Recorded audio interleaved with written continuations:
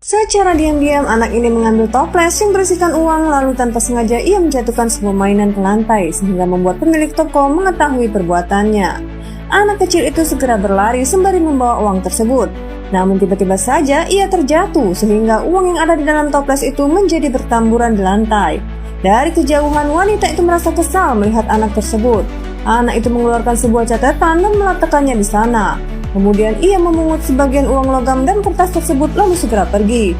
Melihat uangnya yang berhamburan, wanita ini merasa kesal, lalu ia melihat kertas yang ditinggalkan anak tadi kemudian mengambilnya.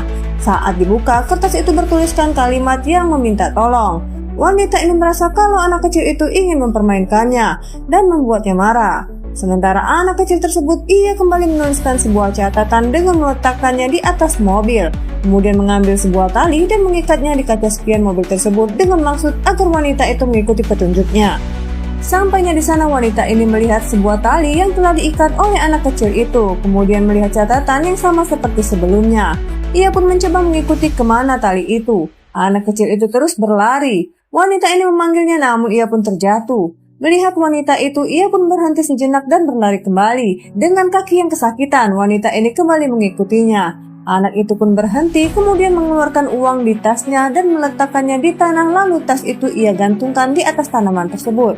Kemudian ia mengambil uang itu sembari tersenyum melihat seseorang yang berada di sana. Yang ternyata itu adalah neneknya sendiri.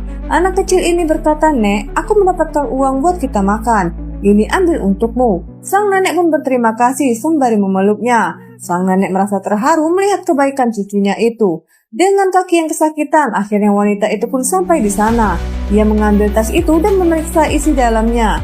Namun uang tersebut sudah tidak ada. Wanita ini melihat anak itu bersama neneknya. Namun tiba-tiba seorang pria datang yang ternyata itu adalah ayah dari anak itu. Anak itu tampak ketakutan melihat ayahnya.